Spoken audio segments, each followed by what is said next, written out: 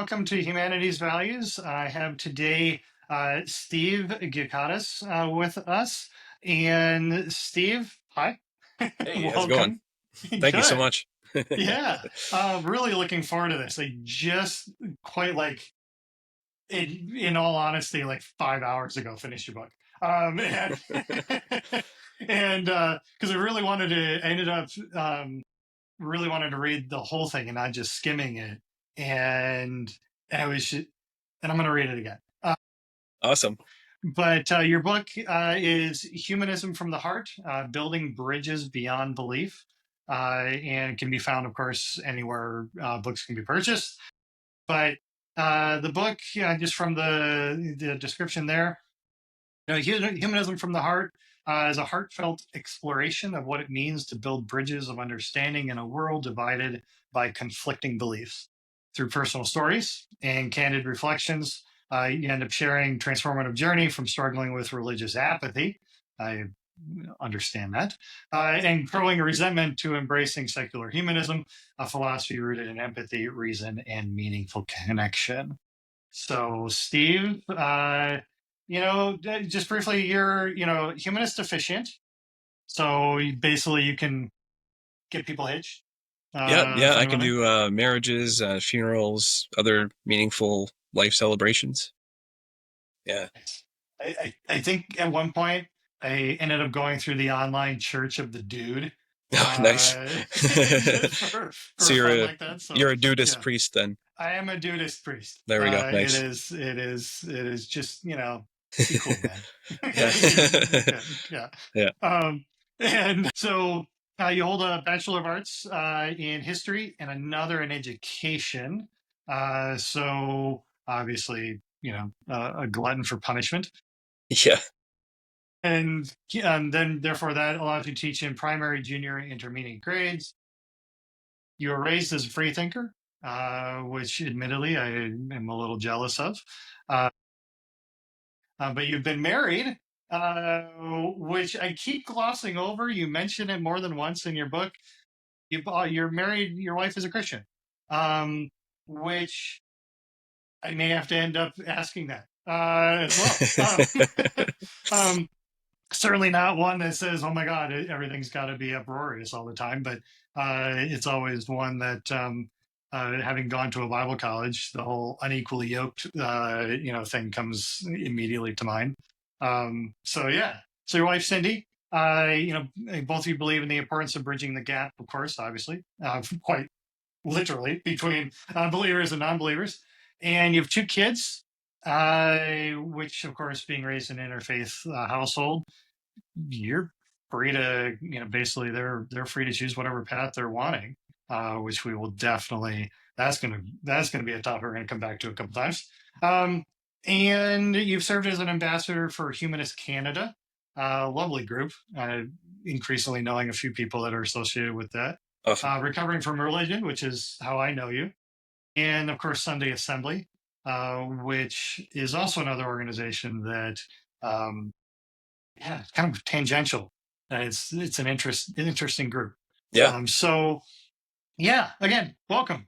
This Thanks. is This is awesome. Yeah, Yeah, it's so it'll great be to be fun. here. Yeah. So um, kind of starting off, this was self-published, correct, through Yeah. initially Amazon. Yeah, so what happened was is that I was writing snippets for the program Medium or the platform Medium, and I kind of started with Recovering from Religion because they have the excommunications blog. So I was kind of Mhm. blogging on there, and people were saying to me, "Oh, these ideas are really cool. You should kind of put them into a book." So I was thinking like, "Oh yeah, that'd be kind of cool." So originally I grabbed them, I put them all together, and I posted a Facebook comment saying, I'm writing a book. If anyone has any memories from when we were kids, I'm going to try to include it in the book. And then I had a message from somebody who said, well, I'm actually an author and you don't recognize my name because I'm using a pen name, but this is somebody I grew up with. And I'm like, oh, this is really cool. And she said, yeah, like I'll edit your book for you for free. And I'm like, oh, cool. So I gave her all the stuff. And then she said, this is no good.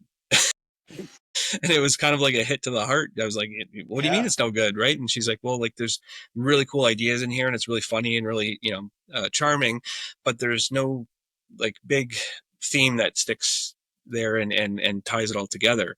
So I was really disheartened, and I was like, I'm never writing again. Like I never felt like I was just like, I'm done. I'm not writing this book. And eventually it hit me like, it's all from the heart. And I'm like, humanism from the heart. That's a really cool idea. And then I'm thinking like, what am I trying to do here? I'm trying to build bridges, beyond, beliefs. So I'm like, okay, well, there we go. There's the title. And then everything started flowing onto paper. And then she looked at it again and she's like, yeah, you got it. And then You she was got it. able to throw it together in a like she formatted it for me and everything into what we see today. I did shop it around to a couple places, and they wanted to change the title. They wanted it to be harsher towards people of different beliefs, and I'm like, well, that's not really what I'm going for. So I decided Right. to go with what I did, and I have friends at the Cleveland Humanist Alliance that have their own publishing company called Clifton Summit. So they actually just allowed me to throw the name on there. They're not backing me by any means with like finances or anything, but they've allowed me to use the name and the website and everything. So that's kind of the launch point for it. Nice. That the power of a good editor. Yeah. Yeah. Yeah, for sure. Okay. And I guess that's what you That's pay people for, but I got it for free. So that's true. That's yeah. true. Yeah. I mean, because as someone who has self-published a couple of books, more collection of essays kind of thing. Derek, the soul searching that is involved in putting yourself out there like that. Uh, what did it feel like when you got your copy in the mail? I mean, what when It you was saw it like in print? yeah, it was kind of surreal, but the thing I always say too is that I'm a bit of a perfectionist, so I'm like, oh well, the title's off here, and I need to move the some things around, and I probably had to order about 3 or 4 different proof copies just to Yeah, make sure it was perfect before I started mass production. yeah. Oh. I get this. Yes. Yes. Okay. Um. So you mentioned heart, a couple times, and obviously it's in the title. Um, and I've referenced this as well in the review that I wrote about it, which just it was really just fun to read because it was very much you throughout the book. There was never a point where it's like, I wonder if this author is legit, or it's just some kind of academic exercise. I mean, it was very personable, and so how do you how do you define humanism for yourself? Yes, so I get that question a lot because, Yeah. and as you saw in the book, when I go across the border, I'm always saying, I'm going to do a presentation on humanism, and the border guard's like, "What are you talking about?" But yeah, so I define it as a philosophical, um, idea that's based on empathy, compassion, reason, logic, that type of thing. Just taking care of people, treating people the way that they want to be treated. So it's not hugely prescriptive. It's more of a principle led kind of not generic, but a general philosophy of how to approach people. Yeah, that's the way I take it. I mean, there are some humanist manifestos, but to be honest, I haven't actually read through them because it's not really. I know I kind of just co-opted the term and kind of my own take on it, but it seems to be like the general consensus of what it means. Right. Right. Okay. But I mean, I'd imagine that. I mean, particularly with a name, well, with a term like humanist, if you lose sight of the human quality of it, which we're all just kind of trying to make sense of stuff, then you would have lost the philosophy itself. So, Yeah, yeah, yeah, for sure. nice. Okay, so so then with in the defining of it, how and obviously for people who really want to know that should read the book.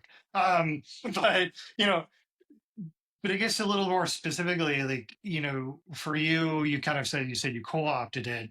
Um, what's the draw to it for you?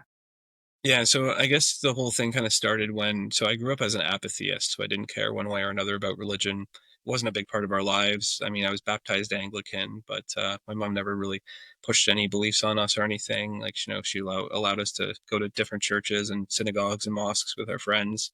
And yeah, I just kind of got to the point where I just saw it for what it is, which is just like religion. I mean, being just a part of someone's life if they want to accept that label and follow the principles that they feel are they're being guided to. So I just kind of saw them as all the same and just have their own take on things.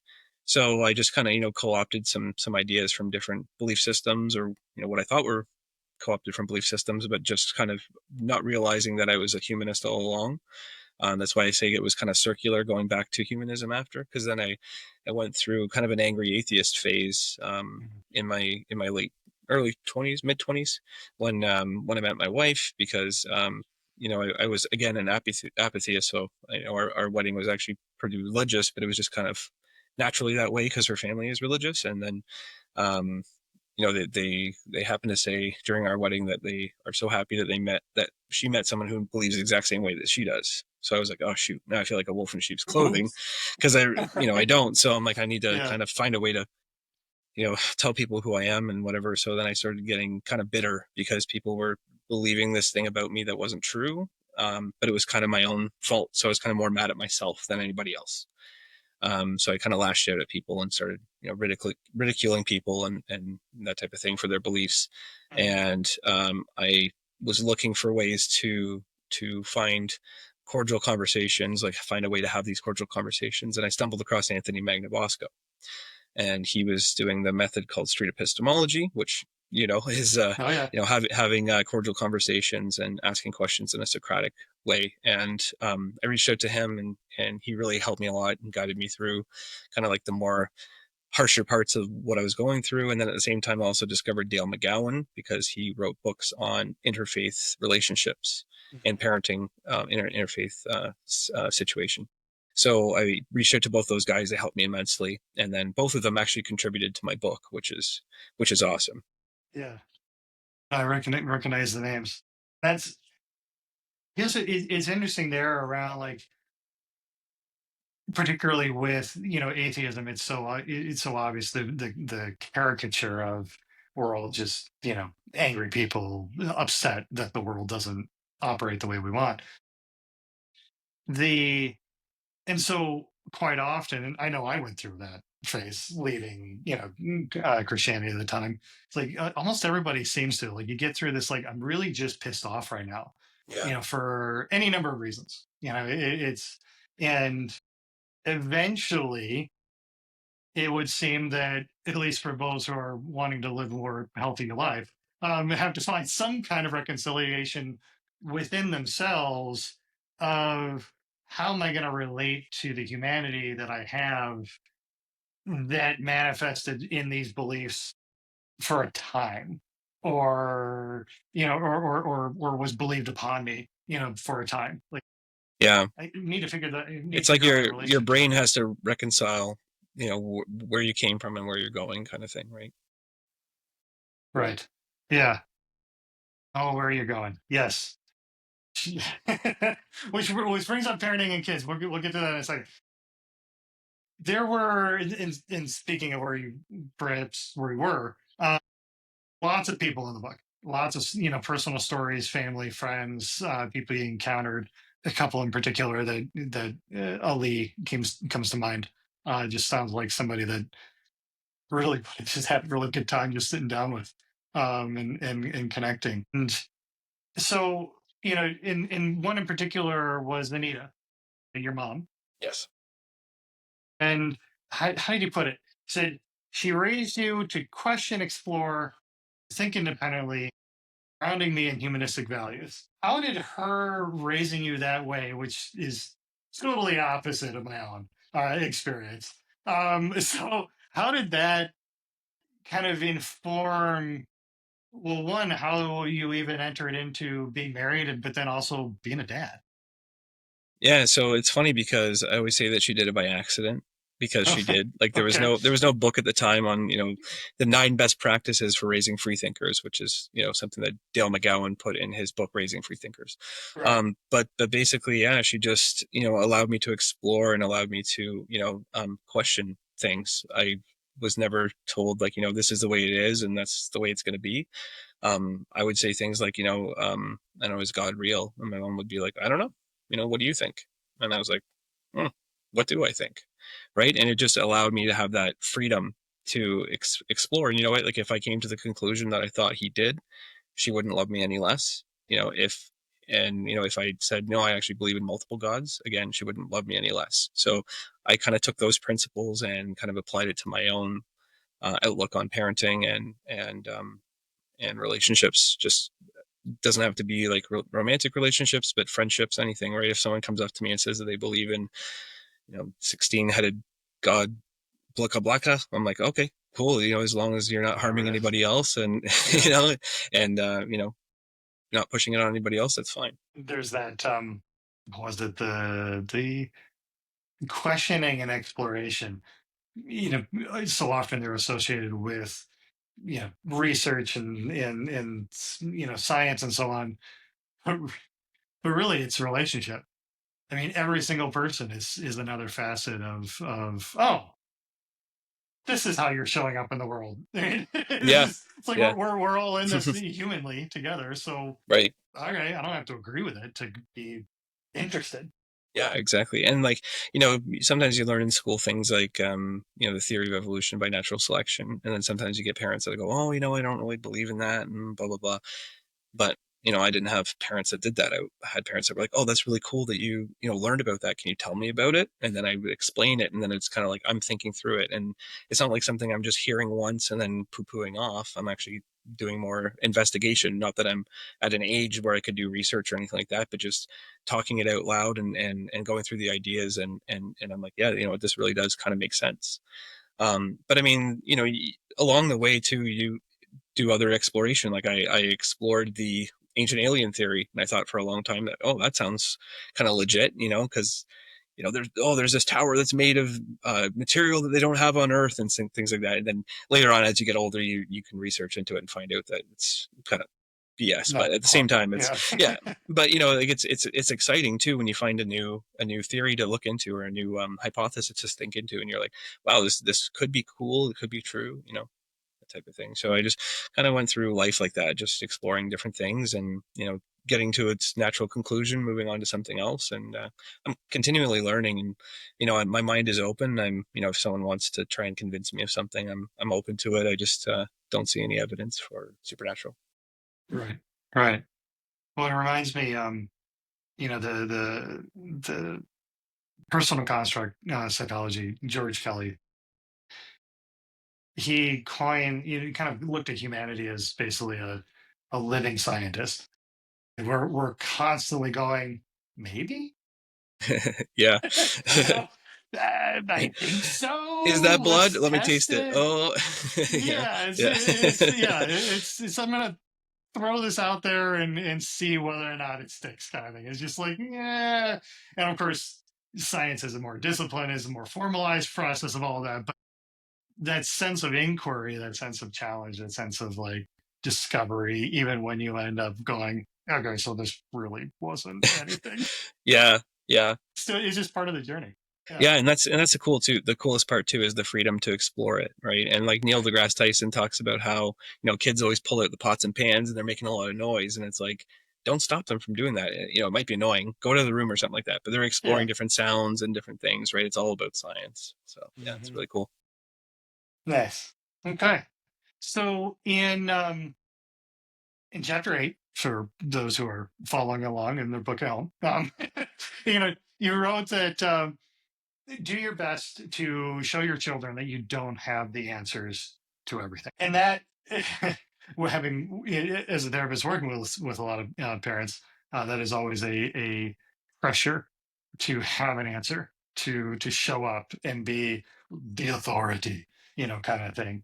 Um, so how do you think that pressure, for instance, manifests broadly? I mean, it's just, how do you see it showing up? I mean, obviously in yourself, but it's not just a parental thing. It's a human thing. The Yeah. idea of needing to or believing that we must have an answer, even when, or especially when, we might even fully recognize that we're full of shit. Yeah, that's a good way to put it. But I think what happened a long time ago, and I mean, it still probably happens today, is that in school, I remember being in school where they'd say, Steve, what's the answer to, 17 times 37? And I would just say, I don't know. And they would say, no, you're wrong. I'm going to move on to so and so. What's the answer? Right. So instead of saying, like, okay, good try or whatever, or try again, or, maybe someone can help you or something like that, they would tell you you're wrong. So if you say you don't know something, then they would say you're wrong, then you'd feel like, okay, well, then I'm wrong if I don't know the answer. And I think that we just kind of need to retrain ourselves to know that we're not going to have all the answers. There's probably Mhm. questions out there that no one will ever have the answers to. And that's kind of the thing where I tie it into belief, right? Like, my wife and I agree on probably 99% of everything. We just disagree on the smallest thing ever, which is where the universe came from, because no one may ever know that answer. So there's no reason to argue about it. Mhm. Right. So I just find it's more honest. People always say it's the most honest answer you can give when you don't know something is I don't know, because then you can Right. learn together or do some more research and maybe find the answer, but maybe find that it's unanswerable. Or at the very least, not answerable at this time. Yeah, Kind exactly. of. Yeah. Mhm. Uh, well, and that's it. It would seem that, in particular, in some of your writing, you're applying to this to back to being a parent, and it allows for, and I like that example, because I remember as well vaguely, really long ago, being in school and having that happen, where it's like it's not just that you're wrong, let's figure it out together. Right. It's you're wrong, moving on. Like you don't have the flexibility and the space to error correct, which seems to be contrary to what it is to be human. I mean, we're constantly error correcting. I mean, it's Yeah, why we bump into things that's because right.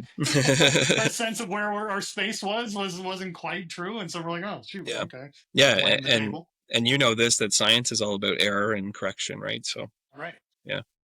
like literally, to be wrong is to be free. Like it's free to continue asking questions when you And I know the think answer. that's where, like, atheism or humanism, it's like we feel more free than other people because we're free to just say we don't know, or that we want to Mhm. explore, and that we don't have to have the answers. Right, right. So okay, so one of the stories that you shared, it's just there was a point of like, are you serious? Like it almost came across like some Hollywood cult film. That it's like what was the I think I know what you're um talking about. yeah, it was very like some. I keep expecting like Steve Carell to show up. Like where was there some weird hazing thing? And it was this the dojo masquerading at the dojo, but it was really just this like almost indoctrination center that Yeah. later on sent you pictures Yeah. when you were sleeping, which Yeah. That was a little weird. wow, Yeah. yeah. Like So thinking back on that, I mean, what was it like pondering? I mean, some of those experiences, and kind of going, "Oh, that really happened." yeah, it's weird, and it was a weird time in my life too, because I had kind of dropped out of university because I'd come home. My mom had like a precancer on her thyroid, so she was kind of out, and she was. I mean, my mom and my nana were the people who pretty much raised me, and so they were alone. So like I kind of quit school for the time being, moved back home to take care of her. I went through a breakup at the time, so just a lot of things were up in the air. And I decided to pick up martial arts, and I kind of did it while I was in school too, but I got really into it afterwards. I'm like thinking I should do kung fu, because like all the movies are talking about kung fu, especially the That's Matrix. It was yeah. a huge thing in my life, right? Earlier on. And so I went to this dojo, which I thought was a dojo, and they were teaching us kung fu, but then afterwards they would have like a weird seance, like sit around the fire in the middle of the living room and burn your sins on pieces of paper. And I had no idea what I was doing, because I'm like, I don't even know what you're talking about. Like, what, Sure, why not? Yeah. So I'd write down like, I will hope I'm better at kung fu next time or something, and folding it up and throw it in the fire. And then they're like, breathe in the smoke so that you can cleanse your spirit and stuff like that, right? So I was thinking maybe there's some kind of like kung fu magic or something.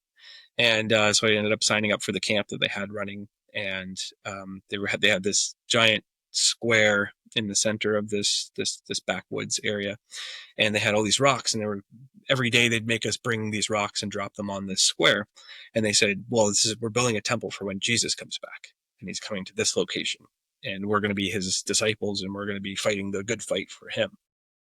And I'm like, okay. So I just continue to pile the rocks up, Can whatever. we get to the kung fu? Like, come on, Yeah, where is this? exactly. Yeah. So yeah, when can we get to the kung fu stuff? And then Right. they brought in another instructor who happened to be a Muslim, and he came from Toronto, and then they were having like campfire sing-along fights over whose God was better than whose. And I'm thinking like, okay, don't you guys believe in the same God? Like, this is kind of weird. Yeah. It's the Abrahamic faith still. So anyway, Yeah. It's like it's it was all a just kind of desert funny. god. Come on. So yeah, that was a weird experience. But yeah, in the time I was just thinking like, I just want to be better at kung fu, so I don't really care what I have to put up with. And Mhm. at the time, again, it was my apatheist phase, didn't care one way or another about religion, so I just went with the flow. And I feel like Yeah. that's kind of like the story of how we have to go through life sometimes, is go with the flow. There's Sometimes that. being a non-believer in like a markedly religious world, sometimes it's just like, all right, whatever, there's going to be a prayer, whatever, I don't care. Play the kung fu. Yeah. That's what I'm here for. Yeah. Make me Neo, make me Neo, Yeah, yeah, exactly. Yeah. I mean, plug had me more in. Twitch weren't shown up, Oh like we yeah. would have been off the hook. Like, sign me up. I'm good. I will Yeah. carry rocks. We'll build to Jesus. It's fine. Morpheus comes back to the temple instead. That would mess up a few people's that oh theologies. that would be awesome Yeah, that would be though. a little bit. Yeah, not least of 1990s which Lawrence being a black Fishburne. man. Yeah. Like, wait a minute, that's not what I signed up for. Yeah, for sure. Oh my gosh, that's yeah. No, that was it was just there's so many stories, and I mean, it Yeah. makes like I love martial arts as much as the next person, growing up. So it was just one of those where like, wow, I'm so glad that I went to the Y. Yeah. Um, Yeah, exactly. there were You know, no. if anyone wants to know the rest of the story about how I got pictures of myself sleeping, you have to buy the book. You definitely have to buy the book. It is well worth. We are glossing over. This is an over yeah arcing thing here. It's nuts. Yeah. So moving on from building temples in the woods, um, and being as someone who often works with a lot of veterans as well, you were talking about Remembrance Day in Canada, and um, admittedly, they were the stories, and there's more than one. And we done definitely gone by the book. I want to read all of them, but um, they were just in particular poignant concerning like here's a day concerning people who have given so much, and on the other hand they're being told, but you're not quite good enough, you don't quite fit, like we realize that you gave this, but there's always that like dangling hesitation to go all in on appreciating. And of course, I'm sure you're aware, we're raised with the idea of like, well, there is no such thing as an atheist in a foxhole, Yeah. which is demonstrably untrue. Yeah. Knowing people who have served and were in those holes, who very much were not believers. So in some of the work you do, not only as chaplain, but everything else, a lot of the volunteer stuff that you do. Uh, do have you encountered a lot of veterans that kind of similar to those situations where they're like, yeah, I'm struggling with the tension between the values here, or how I show up. Yeah, definitely. So I know the humanist chaplain who is she's the only humanist chaplain in the military right now in Canada, but there's another one that's in training, and I think there's a couple more in training as well. But she is a fully humanist chaplain, so her job, I mean, is to be a chaplain for all, for regardless what your background is, beliefs. But she informed me, hey, in 2023, this is a few years ago, she said the Remembrance Day ceremonies are going to be completely secular. They're not going to mention any religious, like have any religious kind of connotations to it. I'm like, oh, that's awesome. That's great that we're Right. finally Yeah. being recognized, and especially the people who fought and died who were different religions, not necessarily Christian, because the ceremonies always seem to be very Christian.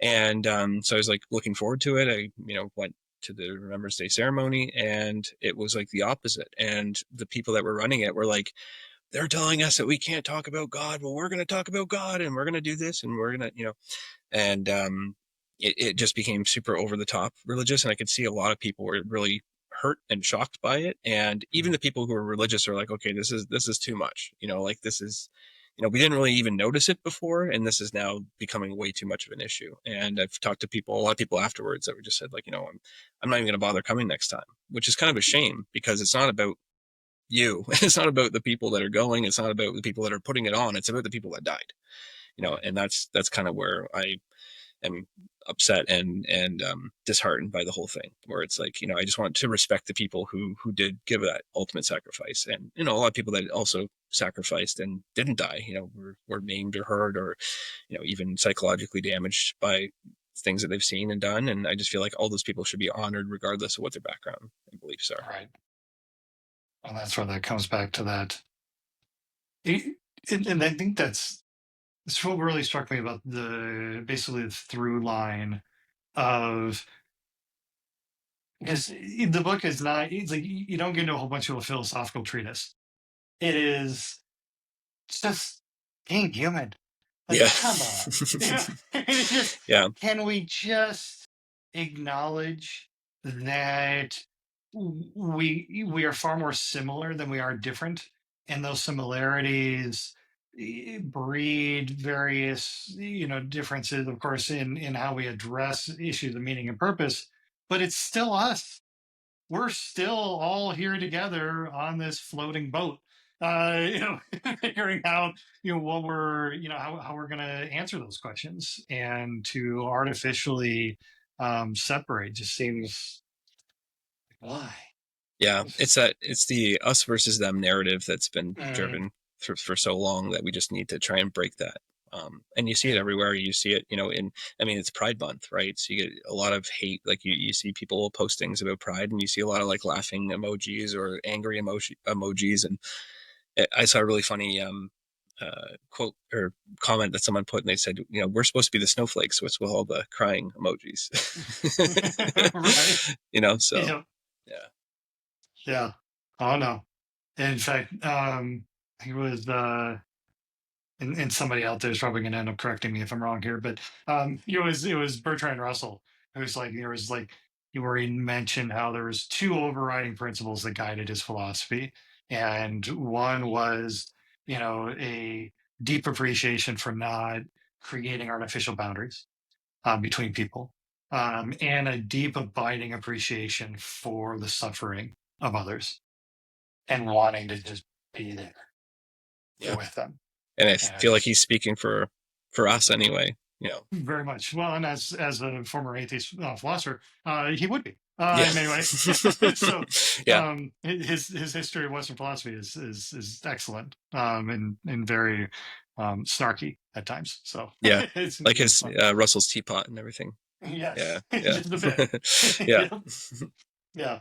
So I want to come back to parenting and so on, not least because you put that at the center. Like near the end, to me, or at some point, you mentioned how being a parent is central to you. It's who you are. When you think of, here's the structure values that are important, parenting is there. yeah, And there's a point where um like we were talking about a little bit before we started here, around like, I've made comments around how fundamentalists, in particular of a Christian variety, believe in supposedly, or give service to this belief in a total depravity, sin nature. There's nothing any of us can do that is worth anything in the eyes of God until such time as he looks upon you and sees his son, kind of thing, which is profoundly disturbing at a certain level. But you can't live that consistently. I mean, there isn't a parent out there, Christian or otherwise, who isn't going to, at times, with a weird grin on their face, put their kids' art on the fridge. Yeah. Yeah, I mean, it isn't going to. They're not going to not cheer when their kid, hits a home run or scores a goal or whatever. Like, there's at no point where they're going to look at them and go, "Yeah, you're nothing in the eyes Yeah. of God." I mean, it just, and you do, you put up a couple of lists, as like, as a creator, how would I deal with my creation? And in part, and as father, you are in fact a particular partaker of creation. So the um, the you had a couple of lists around. We definitely people need to go read them, and then print them off and put them on the fridge next to their kids' art. But it was around how how do you show up then and use those principles then as a parent, and for that matter just as yourself. Yeah, so the list, they started off as a bit smaller. I actually had just a few points on there, and then Okay. the editor said you should make 10 of each, because then it'd be kind of like mirroring like the Ten Commandments Ten type thing. Commandments. So Okay. I'm like, okay, yeah, that sounds cool. So I kind of had to rack my brain and come up with some more. But the more I thought about it, the more I was like, yeah, these are the things that I would definitely always do for my kids, and these are things that I would definitely not do with my kids. And I'm not saying that you have to follow these to the T, because this, humanism as a philosophy is kind of a take it or leave it thing, right? It's just Mhm. basically going for well-being. So, causing the least amount of harm, and, producing the most amount of what you consider good. So yeah, the list kind of came from just me racking my brain saying, like, if I was the creator and the father of everything, how would I treat my creation? And basically I would, you know, be there regardless. If they're making mistakes, I'd be there to help them with it. I wouldn't just let them flounder. I wouldn't encourage them or even watch them fight amongst themselves to the point where millions of people are dying, right? I would be, intervening and at least putting them in different corners and saying, think about your actions before you approach this again. Maybe come at it with kindness. Like I would do a lot of things that are opposite to what we see written in certain texts. Yeah. Well, and that's in fact that was a thought experiment when I was working through deconversion years ago around like the moral difference between really what we seem to intuitively want to do. Even as I'm not a parent, like I can imagine the idea of going, okay, even a loved one. Like if you know, you're about to have somebody leave your home, there's a homicidal, maniac waiting outside for this person who is going to do awful things to them, and you have a button that you can push and immediately removes this obstacle. You would be looked at as the most heinous of parents, let alone anybody else, if you didn't push that. And yet, we're supposed to be okay when like the allowance of it is somehow bound within the weird now definition of benevolence. Like it's a bit of a, yeah. And I think that's the I reconciliation. Yeah, for sure. And I think that's the reconciliation thing, right? People have to reconcile, like, these bad things do happen. So then, uh, and there's nothing that's not planned, so they must somehow have to be part of the plan, right. right? And that's kind of how they reconcile it, right? And you and I from the outside looking in can see that, but sometimes people from the inside, that's not something that they're willing to, or that they're able to see, without it being pointed out to them. And we touched a bit on street epistemology, but the most important part about street epistemology is to ask questions that are going to get someone to think about their own beliefs. if Right. you if you point out things in someone's belief that is maybe inconsistent or hypocritical, they're just going to put their guard up, and they're going to think like it's going to cause a backfire effect. They're going to dig Uh-huh. their heels in even further, right? So just being able to ask questions that would bring people to realize certain things on their own is a bit more effective than having a screaming match or telling them that they're wrong about something. Right. Right. Yeah, there's that, paraphrasing probably somebody smarter than me, who, made some comment around like the greatest truth is not the what we hear from others, but what we hear from ourselves that we forgot we heard from somebody else. Yeah. It's just, Yeah. like we have to own whatever it is we think for ourselves to go, oh right, this is um, you know, what I've always thought now, Yeah. or yeah. Well, I don't know if you watched that video of Jordan Peterson with the 20 atheists surrounding him on I Jubilee. did.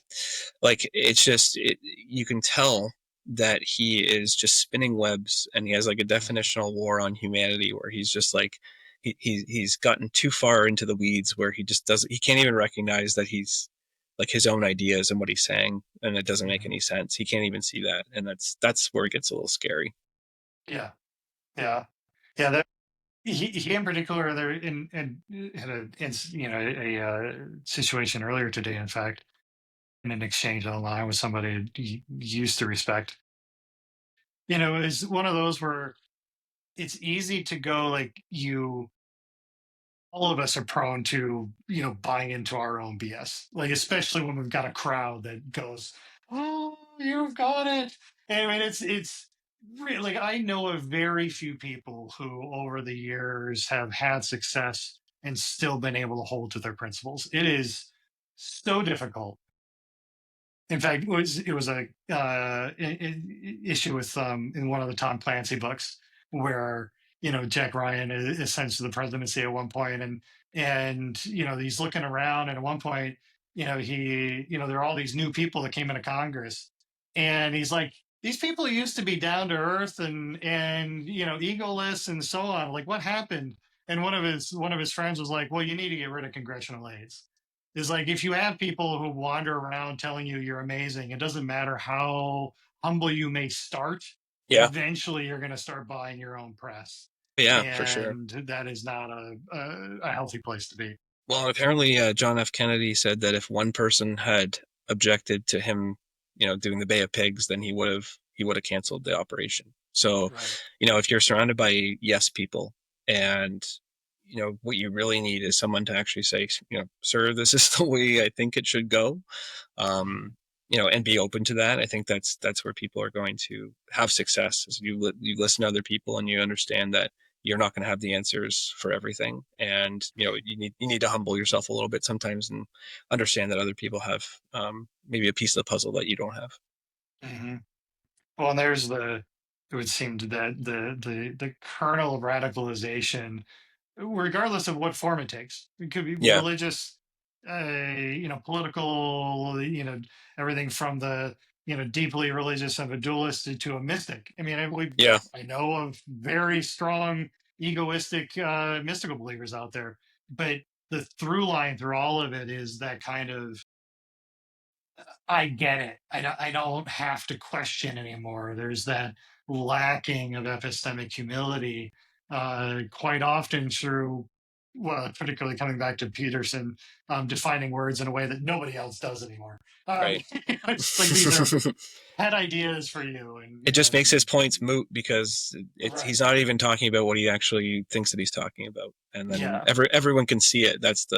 It's like the yep, emperor has no clothes, right? right, Yeah, yeah. There's no common ground anymore to even have a dialogue, let alone to then be able to to come back to where we started and the principles that you were raised with, even inadvertently.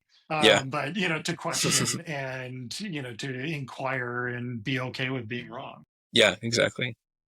Yeah, awesome, Steve. I'm going to reiterate again. Everybody needs to go out and buy your book, because it's well worth reading, more than once. And so, is there anything like at the end, if you had to like wrap up, and in fact I'm asking you to, so there you go. You had to wrap up like, here's everything in the all the pages. Somebody gets to the end of it and they're like, okay, it was good, but I'm not sure exactly what kernel I should be taking forward from this. What would you say for that? Well, so there's 31 chapters, and the Hmm. chapters are relatively short. because I'm pretty sure that I'm undiagnosed ADHD. So I write the way that I think. So everything is in small snippets. So it basically goes through a lot of stories of my life, and I call it a memoir with a twist, right? Because there's a lot of stories about my life and a lot of things that I've had to learn the hard way. And I feel like I'm not giving this to you as a guidebook. I'm giving it to you as a way to understand that if you think like me, there's more people out there like that. If you have a relationship that's interfaith, there's tons of people out there like that. If you have kids that are asking you questions and you don't know the answers, one of my quotes in the book is, you don't have to be a perfect person, you don't have to be a perfect partner, and you don't have to be a perfect parent. You try your best with the tools that you have, and that's basically all you can do until, Maya Angelou always says, or always said, do the best you can until you know better, and then when you know better, do better. And I feel like that's what I was trying to do with this book. It's like, if you are, open to hearing somebody else's story and hearing something that may sound similar to you, and trying to find commonalities with other people, that's kind of what I'm aiming for. And there are 15 questions in the back of the book for, people to continue on that journey, and if they want to do a book club or something like that. But the last question is the most important one, which is, what is for lunch/dinner after this? So I really hope people fill that one out, because I really want to know what they're They eating. really should. It is, yeah. Without So sustenance, you can't read the book. yeah, for So sure. yeah, And you'll there's get a there.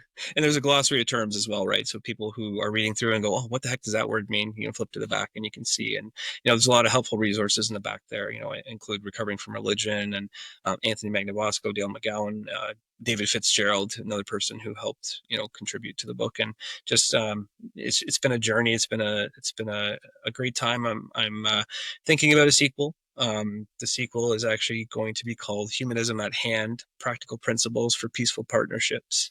But in between the book I wrote and the new one, I actually have another book coming out, which is going to be on parenting. And the reason why I'm doing this one is because I'm having a lot of friends that are coming up to me and saying, like, uh, can you help people who maybe are fathers, that are first time fathers, and they don't know what they're doing, they don't know what they're getting into, they don't know how much help they need to be in the home, because it's a really important thing for a father, especially, there's a statistic out there, and I can't remember the exact number, but it's a huge number of people. I think it's like 3/4 of millennial dads are more involved than previous generations. Yeah. So I think that it's a really important thing to do, is to point out that you do need to be helpful at home. And when you're going through the early stages of parenting, and it's like a lot of sleepless nights and a lot of, like, quarrels with your partner and stuff like that, you can get through it, and it's important. So that book is going to be called Preemptive Dad Advice for the Unsuspecting Expectant Father. I love it. All right. Yeah. Okay. Well then, we'll start with this one, and then I'll just have to keep having you come back, and we'll talk about each one, That would be awesome. and yeah, that'll be Yeah. great. Oh, that's awesome.